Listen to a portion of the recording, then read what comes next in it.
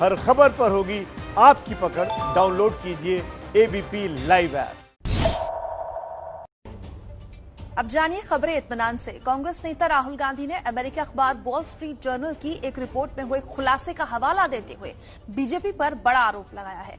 राहुल गांधी ने कहा कि भारत में फेसबुक और व्हाट्सएप को बीजेपी और आरएसएस अपने फायदे के लिए इस्तेमाल और नियंत्रित कर रही है। कांग्रेस ने इस मामले को चौंकाने वाला और दुखद करार देते हुए इसमें जेपीसी की मांग की है। कांग्रेस ने इसके पीछे की वजह फेसबुक के व्यापारिक हितों को प्रभावित होना बताया है। कांग्रेस नेता अजय माकन ने प्रेस कॉन्फ्रेंस में बाकायदा कहा कि संयुक्त संसदीय दल इस बात की जांच करे कि किस तरह फेसबुक और व्हाट्सएप चुनाव में बीजेपी की मदद कर घृणा का माहौल पैदा कर रहे हैं। कांग्रेस के बीजेपी पर फेसबुक के नियंत्रण के आरोपों का जवाब देते हुए केंद्रीय मंत्री रविशंकर प्रसाद ने कहा कि बीजेपी पर आरोप लगाने से पहले कांग्रेस को यह नहीं भूलना चाहिए कि उसे चुनाव से पहले कैम्ब्रिज एनालिटिका और फेसबुक के साथ गठजोड़ करते हुए रंगे हाथों पकड़ा गया था।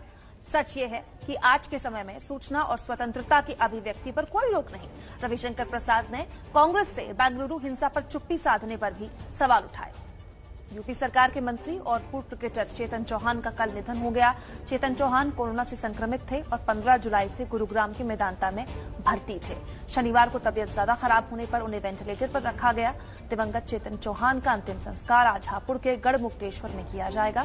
योगी सरकार ने यूपी में राजकीय शोक की घोषणा की है। उनके निधन पर पीएम मोदी, गृहमंत्री अमित शाह और यूपी के सीएम योगी आदित्यनाथ समेत कई राजनेताओं और खेल जगत से जुड़ी हस्तियों ने शोक जताया। महाराष्ट्र के गृह मंत्री अनिल देशमुख ने सुशांत सिंह के कथित आत्महत्या के केस की जांच सीबीआई को नहीं देने की बात फिर दोहराई है। अनिल देशमुख ने कहा है कि सुशांत सिंह मामले में जांच सीबीआई को देने का सवाल ही नहीं है। मुंबई पुलिस मामले की जांच के लिए पूरी तरह सक्षम है। अनिल देशमुख के इस बयान पर बीजेपी प्रवक्ता राम कदम ने कहा है कि मुंबई पुलिस बिल्कुल सक्षम है, लेकिन राज्य सरकार सक्षम नहीं है। राज्य सरकार इस केस में कुछ बड़े लोगों को बचाने के लिए पुलिस को काम नहीं करने दे रही। सुशांत सिंह की कथित आत्महत्या को महाराष्ट्र के पूर्व मुख्यमंत्री और बीजेपी सांसद नारायण राणे ने एक बार फिर मर्डर बताया। एबीपी न्यूज से खास बातचीत में नारायण राणे ने कहा कि मुंबई पुलिस दबाव में जांच कर रही है और किसी को बचाने की कोशिश कर रही है, इसलिए इस जांच पर भरोसा नहीं किया जा सकता। पूर्व सीएम नारायण राणे ने कहा कि मैंने आदित्य ठाकरे का नाम नहीं लिया है, लेकिन सच क्या है ये सामने आना चाहिए।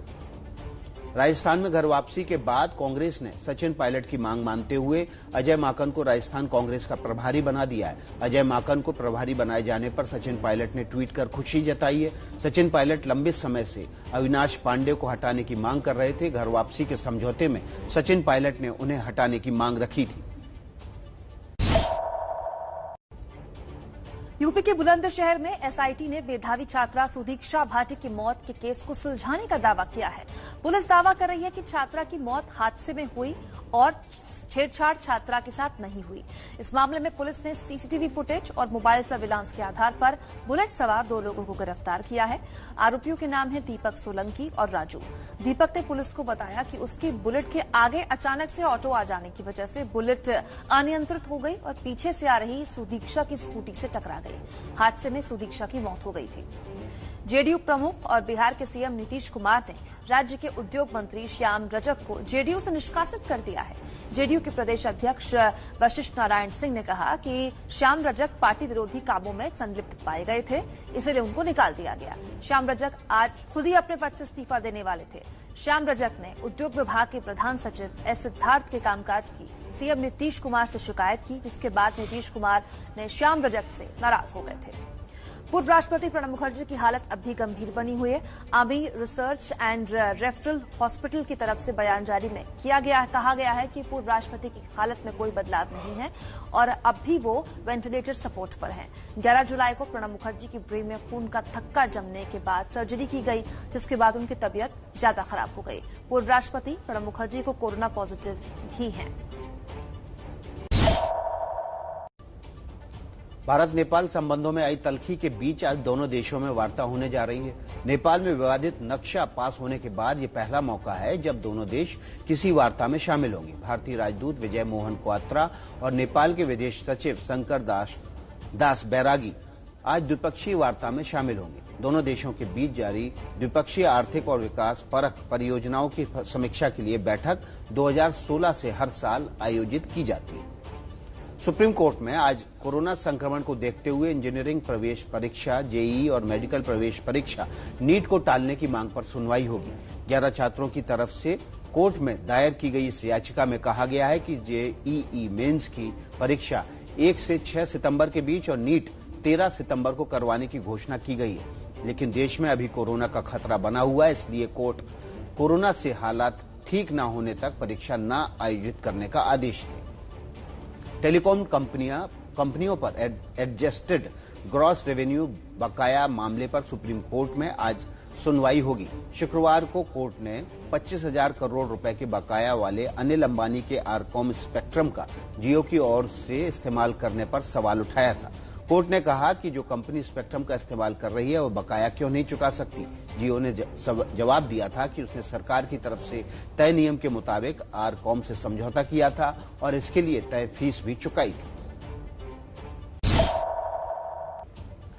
हाल ही में अवमानना के एक मामले में दोषी करार दिए गए वकील प्रशांत भूषण के खिलाफ अवमानना की एक दूसरे मामले पर सुप्रीम कोर्ट सुनवाई करेगा। ये मामला 2009 में दिए भाषण के उस इंटरव्यू के चलते शुरू हुआ था जिसमें प्रशांत भूषण ने 16 में से आधे पूर्व जस्टिस को भ्रष्ट कहा था। सुनवाई के दौरान प्रशांत भूषण ने जजों पर की गई टिप्पणी पर सफाई देते हुए कहा कि जजों पर की गई टिप्पणी का मतलब आर्थिक भ्रष्टाचार नहीं बल्कि अपने कर्तव्य को पूरी तरह से ना निभाना था, लेकिन कोर्ट ने प्रशांत भूषण की इस दलील को खारिज कर दिया। पर्यटन और हवाई सेवा के क्षेत्र पर कोरोना का असर कितना हुआ है, समीक्षा के लिए परिवहन, पर्यटन और संस्कृति मंत्रालय से जुड़ी संसदीय स्थायी समिति की बैठक होगी। बैठक आज सुबह 11 बजे संसद के एनेक्सी भवन में होनी है। बीजेपी सांसद टीजी वेंकटेश बैठक की अध्यक्षता करेंगे। बैठक में पर्यटन और नागरिक उड्डयन मंत्रालयों के सचिव संसदीय समिति को जानकारी देंगे। आईसीएमआर की जरूरी दवाओं पर आज अहम बैठक होनी है। बैठक सुबह 10 बजे से 2 बजे के बीच वीडियो कॉन्फ्रेंसिंग के जरिए होगी। बैठक में फार्मास्यूटिकल एसोसिएशन, एनजीओ और फार्मास्यूटिकल इंडस्ट्री के जानकारों के साथ बैठक होनी है। कैंसर, डायबिटीज और थायराइड की दवाओं पर चर्चा होगी। नई दिल्ली स्थित अमेरिकी दूतावास समेत देश के अलग अलग शहरों में बने अमेरिकी वाणिज्य दूतावास में आज से छात्रों के लिए स्टूडेंट वीजा की प्रक्रिया शुरू होगी। हैदराबाद के अमेरिकी वाणिज्य दूतावास ने शुक्रवार को जानकारी देते हुए कहा कि हमें ये घोषणा करते हुए खुशी हो रही है कि नई दिल्ली के अमेरिकी दूतावास और मुंबई, चेन्नई, हैदराबाद और कोलकाता के वाणिज्य दूतावासों से निर्धारित संख्या में स्टूडेंट वीजा की प्रक्रिया 17 अगस्त से शुरू हो जाएगी। छात्र वीजा के लिए सीमित संख्या में आवेदन लिए जाएंगे। कोरोना वायरस के चलते अभी सामान्य आवाजाही के लिए वीजा प्रक्रिया पर रोक जारी रहेगी। ब्रिटिश एयरवेज भारत सरकार के साथ हुए द्विपक्षीय समझौते के बाद आज से भारत के 4 शहरों और लंदन के बीच साप्ताहिक उड़ान शुरू करेगी। ब्रिटिश एयरवेज की तरफ से जारी नोटिफिकेशन में कहा गया है कि कंपनी हर सप्ताह दिल्ली और मुंबई से लंदन के हीथ्रो हवाई अड्डे के बीच 5 उड़ानों का संचालन करेगी। इसके अलावा हर सप्ताह हीथ्रो हवाई अड्डे से हैदराबाद और बेंगलुरु के बीच 4 उड़ानों का संचालन किया जाएगा। कोरोना वायरस के चलते भारत में अंतर्राष्ट्रीय यात्री उड़ानों पर 23 मार्च से रोक है। भारत ने अमेरिकी, ब्रिटेन और जर्मनी समेत कुछ देशों के साथ आवाजाही के लिए विशेष समझौता किया है, जिसके तहत भारत इन देशों की एयरलाइंस कंपनियों अंतर्राष्ट्रीय उड़ानों का संचालन कर सकेंगी। केंद्रीय मंत्री नितिन गडकरी आज मणिपुर के लिए 3,000 करोड़ रुपए के राष्ट्रीय राजमार्ग परियोजना का शिलान्यास करेंगे। गडकरी आज सुबह 11:30 बजे वर्चुअल माध्यम से शिलान्यास समारोह का उद्घाटन करेंगे। मणिपुर के मुख्यमंत्री एन बीरेन सिंह इस वर्चुअल कार्यक्रम की अध्यक्षता करेंगे। इस कार्यक्रम के तहत 316 किलोमीटर लंबे राजमार्ग परियोजना की आधारशिला रखी जाएगी। शिलान्यास समारोह का प्रसारण नितिन गडकरी के सभी सोशल मीडिया अकाउंट्स पर किया जाएगा। अमेरिका और डब्ल्यूएचओ के लगातार विरोध के बाद भी रूस ने अपनी कोरोना वैक्सीन के पहले बैच का प्रोडक्शन शुरू कर दिया है। अगले महीने से इस वैक्सीन का बड़े पैमाने पर प्रोडक्शन शुरू हो जाएगा। देश में कोरोना के मोर्चे पर राहत की खबर है। आपको बताते हैं, कोरोना संक्रमण से होने वाली मौत की दर घटकर 1.93% रह गई है। स्वास्थ्य मंत्रालय की तरफ से जो आंकड़े जारी हुए हैं उसके मुताबिक देश में अब तक 18,62,258 लोग कोरोना से ठीक हो चुके हैं। दिल्ली में कोरोना रिकवरी रेट 90% के पार हो गया है। पिछले 24 घंटे में दिल्ली में कोरोना के 652 नए केसेस सामने आए, जबकि 1310 लोग ठीक हुए हैं। दिल्ली में एक समय कोरोना के 10,823 एक्टिव केसेस थे। मौसम विभाग ने महाराष्ट्र के पुणे और सतारा में आज भारी बारिश का रेड अलर्ट जारी किया है। मौसम विभाग के मुताबिक आज मुंबई, रायगढ़ और पालघर में भी भारी बारिश होने की आशंका जताई गई है। यूपी के कानपुर में महिला बीजेपी मेयर ने एक अनोखी सफाई मुहिम की शुरुआत की है। मेयर प्रमिला पांडे ने गले में डुगडुगी पहनकर न सिर्फ उसे बजाया, बल्कि लोगों को घूम घूमकर सफाई के लिए जागरूक भी किया। देश की राजधानी दिल्ली में नागरिकता कानून संशोधन के पास होने के 8 महीने बाद भी हिंदू परिवारों को नागरिकता नहीं मिल पाई है। मजनू के टीले में रह रहे 150 हिंदू परिवारों को अब तक भारत की नागरिकता नहीं मिल सकी है।